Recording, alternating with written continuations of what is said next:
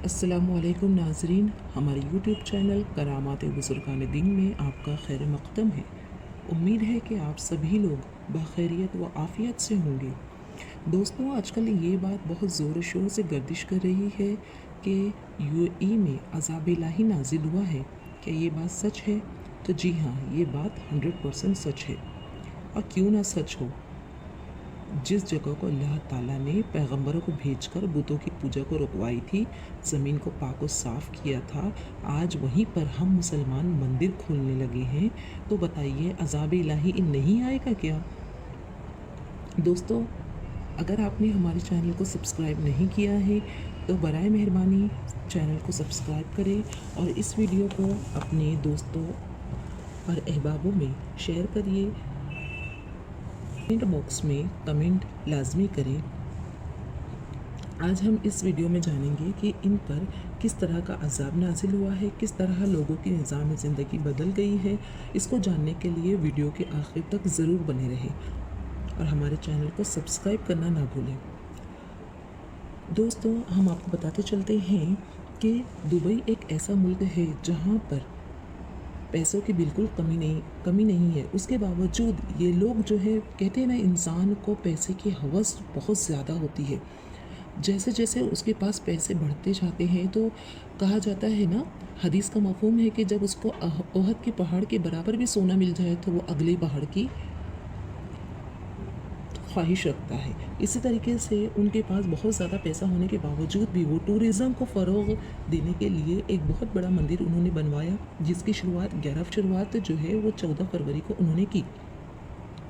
और इंतहाई गिरी हुई हरकत उस पर यह हो गई कि वो हिंदुस्तान के वज़ीर आज़म नरेंद्र मोदी को इनवाइट किए ओपनिंग में। ये इंतहाई गिरी हुई हरकत है और ये इसकी वाज़ेह निशानी है कि आप लोग जो है अज़ाब इलाही को खुद बुला रहे हो अपने पास। वो तो अल्लाह रब्बुल इज़्ज़त का एहसान है और रसूलुल्लाह की दुआ की बरकत है, जिसकी वजह से हम पर कोई अज़ाब नाजिल नहीं हो रहा है।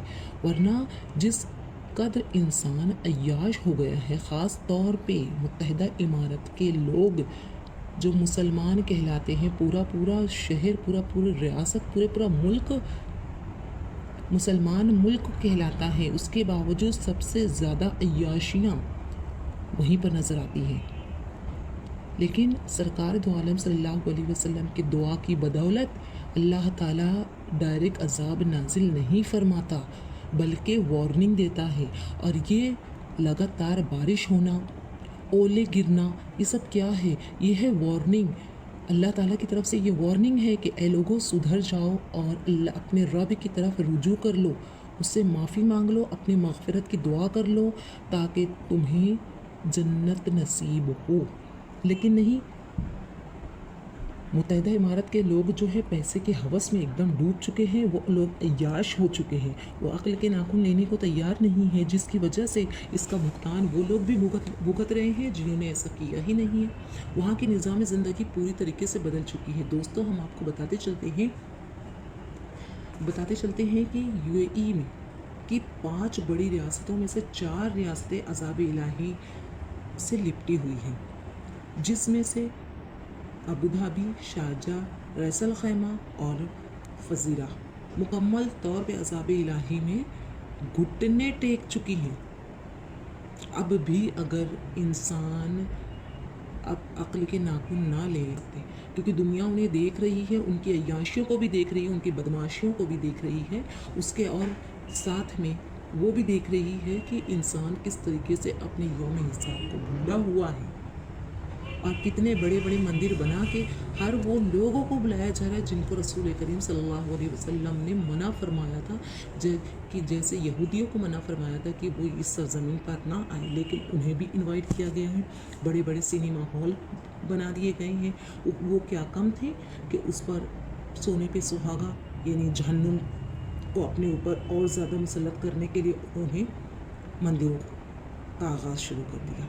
तो दोस्तों, ये तमाम चीज़ें जो थी वो अज़ाब इलाही की लपेट में आने वाले तमाम काम जो है यूएई वाले कर चुके हैं।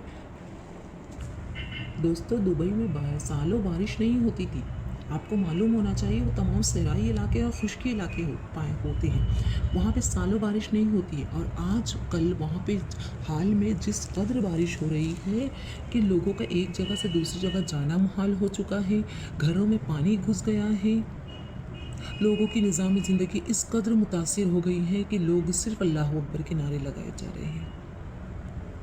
ابھی بھی وقت ہے دوستوں، اپنے یوم حساب کو یاد کر لو، اللہ کی وارننگ کو سمجھو اور اس کی طرف رجوع کر لو۔